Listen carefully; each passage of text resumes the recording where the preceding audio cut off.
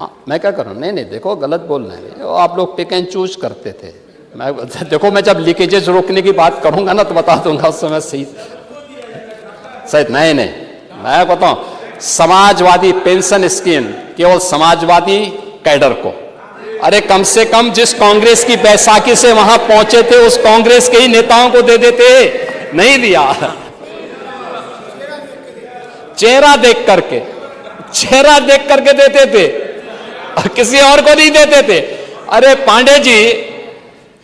पांडे जी एक बात बताइए, कम से कम उन गरीब ब्राह्मणों को भी दे दिए होते, जो गरीब ब्राह्मण बेचारे जो गरीब ब्राह्मण स्कॉलरशिप नहीं पाते हैं, संस्कृत पढ़ने वाले गरीब ब्राह्मण जीने तो पावे।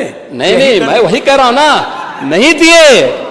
तो यही मैं पूछ रहा हूं कि आप लोग तो उन गरीबों पर भी अत्याचार किए, लेकिन हमारी सरकार ने, देखिए, और मैंने पूछा भाई कहां है? उसने कहा अंग्रेजी स्कूल में पढ़ता है। मैंने कहा उसके पास भी चप्पल नहीं है। कहां नहीं, उस तो भाई है ना। मैं उसी दिन शाम को वापस आया लखनऊ। मैंने बुलाया वित्त सचिव को भी और बेसिक शिक्षा परिषद के भी प्रिंसिपल सेक्रेटरी को बुलाया। मैंने कहा भी देखो, प्रदेश भर के हर बेटी के लिए 2 uniform, bag, books, shoes, socks ये अनिवार्य रूप से करो पूरे प्रदेश भर में। और इस प्रक्रिया को हम लोगों ने आगे बढ़ाया। मैंने खर्चा जोड़ा इसका। देखो, इसे सदन में चर्चा होती थी। मैंने कहा भी कितना खर्चा आता है इसमें, एक इंडिविजुअल को खरीद के दिखाओ मेरे सामने। पता लगा 800 रुपये में ये सब आ जाता है। मैंने कहा ठीक। तो पहले 4 साल हम लोगों ने जिले में पैसा भेजा, पैसे भेज के कहा गया कि लोकल स्तर पर आप प्रोक्योर करिए। स्वाभाविक रूप से फिर बाद में हुआ कि भाई बालकों को भी दे दिया जाए। हमने कहा सभी बच्चों को दो, जो भी बेसिक शिक्षा परिषद में पढ़ने वाले बच्चे हैं सभी बच्चों को दे दो। और उन बच्चों के लिए हमने, देखो, यहां पे भी जाति नहीं देखी, क्षेत्र, जाति, मत, मजहब नहीं देखा, क्योंकि सरकार के लिए पाप है अगर सरकार इस प्रकार का भाव रखती है। तो हम लोगों ने सबको समान रूप से दिया और समान रूप से देने के बाद फिर सरकार ने इस बात को कहा कि भाई ठीक है, अब ये चीजें हो गई। हमने कहा, आता था भाई इतनी स्वेटर एक साथ कौन दे देगा?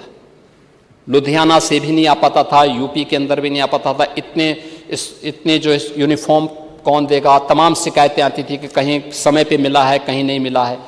तो हमने कहा एक काम करो, अब इन बच्चों को आधार से लिंक कर लो, इनके नाम हैं, आधार से लिंक करो, अकाउंट खोलो और इनके अकाउंट में अब 800 की बजाय 1200 रुपया भेज दो। हर साल 1200 रुपये के हिसाब से उन बच्चों को देते हैं। ये है यूनिवर्सल लॉ का नियम, सबको समान, यही व्यवस्था है। और सरकार ने उसी अप्रोच को आगे बढ़ाया। बेटी के ड्रॉप आउट रेट को कम करने में डाटा की क्या भूमिका हो सकती है और स्टेट डाटा अथॉरिटी के गठन के पीछे की सरकार की मंशा क्या है, सरकार ने कैसे इसको आगे बढ़ाया है, ये उसके पीछे की धारणा यहां पर मुझे चूंकि रखनी थी, इसलिए मैंने यहां पर बताया कि इसलिए हम स्टेट के अंदर, राज्य के अंदर अन्य योजनाओं को इसी प्रभावी ढंग से हम क्रियान्वित कर सकेंगे। यह एक प्रभावी क्रियान्वयन का एक सरकार का तरीका है और उसको हम लोग यहां पर आगे बढ़ा रहे हैं। महोदय, यहां पे जो बजट में अन्य बातों की घोषणा हुई है, खासतौर पर एक बड़ी घोषणा हम इस अवसर पर, आपने देखा होगा कि इस बार के बजट में हम लोगों ने बहुत सारी ऐसी घोषणाएं की हैं जो राज्य के नौजवानों की दृष्टि से भी, महिलाओं की दृष्टि से भी, गरीबों की दृष्टि से भी होने जा रहा है और इस पर हम लोग पूरी तरह कार्य कर रहे हैं। वर्तमान में जो डेटा सेंटर की स्थिति है, जिसमें हम उत्तर प्रदेश के अंदर आज उसका हब बनाने की दिशा में तेजी के साथ अग्रसर हुए हैं और उत्तर प्रदेश का जो लक्ष्य है, हमारा मानना है कि 2030 तक हम 5 गीगावाट डेटा सेंटर क्षमता प्रदेश के अंदर बने, इस दिशा में हम कार्य कर रहे हैं। 4-5 बड़े डाटा सेंटर क्लस्टर की स्थापना का कार्य, और इसके लिए हम लोगों ने अभी से व्यवस्था प्रारंभ की है। और हाईटेक इकोसिस्टम का विकास और उसके स्किल के साथ रोजगार सृजन भी उसके माध्यम से होगा। बहुत सारे रोजगार उसके साथ हम लोग एक साथ करने जा रहे हैं। और इन सभी कार्यों के साथ ही स्टेट डाटा अथॉरिटी के गठन के लिए भी हमने 100 करोड़ रुपए की व्यवस्था इस बजट में यहाँ पर की है, और इसको हम लोग यहाँ पे इसलिए सदन में आए हैं। दूसरा है जो इमर्जिंग टेक्नोलॉजी का दूसरा फील्ड है, वह है रोबोटिक्स का। आपने देखा होगा बहुत सारी चीजें हम लोगों को लगता था ये अनह्यूमन है, लेकिन चाहते हुए भी नहीं कर पाते थे। जैसे कोई लोड या अनलोड करना हो, अब एक व्यक्ति 1 क्विंटल का बोरा लेकर के ट्रक पे या किसी मालगाड़ी में लाद रहा है। वास्तव में ये चीजें अनह्यूमन है, लेकिन अब इसका स्थान रोबोटिक ले सकता है।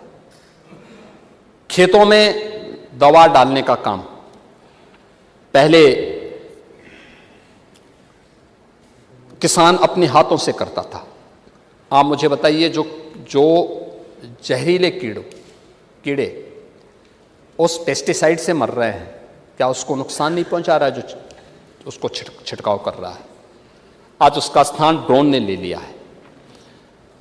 प्रदेश ने ड्रोन हब के लिए सेंटर ऑफ एक्सीलेंस विकसित करने के लिए आईआईटी कानपुर को गत वर्ष उनके साथ एमओयू किया था, उसको आगे बढ़ाया था। और इस बार रोबोटिक के लिए हम लोगों ने इस रोबोटिक मिशन के लॉन्च हम लोगों ने किया है। इसमें भी 100 करोड़ की व्यवस्था हम लोगों ने 100 करोड़ रुपए की व्यवस्था की है, और हम इस दिशा में तेजी से कार्य करके उत्तर प्रदेश को एक नई ऊंचाई तक पहुंचाने का काम करेंगे, और इसको हम लोग आगे बढ़ाने का काम करेंगे। प्रदेश के अंदर जो अन्य कार्य हम लोग करने जा रहे हैं, खास तौर पर जो आर्टिफिशियल इंटेलिजेंस के क्षेत्र में, मैं आज उत्तर प्रदेश के नौजवानों के लिए एक बड़ी घोषणा भी करना चाहूंगा कि आपने कल देखा होगा कि देश के अंदर आदरणीय प्रधानमंत्री जी ने जिस एआई समिट का उद्घाटन दिल्ली में किया है, वो एआई समिट में 20 राष्ट्राध्यक्षों ने अपने संबोधन में जो बातें कही हैं, बहुत महत्वपूर्ण बातें कही हैं। और डाटा के एआई के बारे में कि एआई किस रूप में नई संभावनाओं को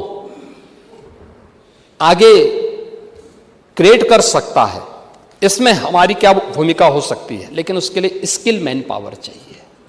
उस स्किल मैन पावर के लिए आज उत्तर प्रदेश सरकार अपने नौजवानों के लिए, क्योंकि हमारा मानना है कि एआई गेम चेंजर होने वाला है, और इसमें यूपी के युवाओं को, यूपी के स्केल का, क्योंकि उत्तर प्रदेश देश का ऐसा राज्य है जिस राज्य ने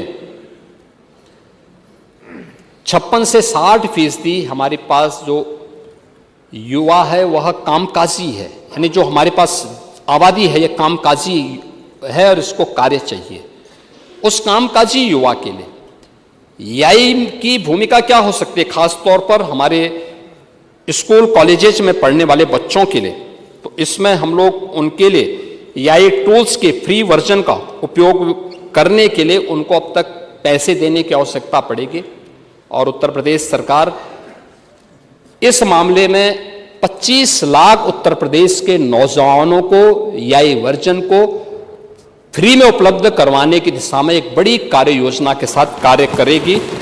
यह उत्तर प्रदेश के नौजवानों के लिए हम लोग एक नई कार्यक्रम की घोषणा करने जा रहे हैं, और इस दिशा में उच्च मांग वाले जो हमारे क्षेत्र हैं, इसके लिए जो उनका स्किल डेवलपमेंट के लिए जो हम कार्य करेंगे, इसमें एआई है, डेटा साइंस का है, रोबोटिक्स का है, मशीन लर्निंग का है, ड्रोन टेक्नोलॉजी का है।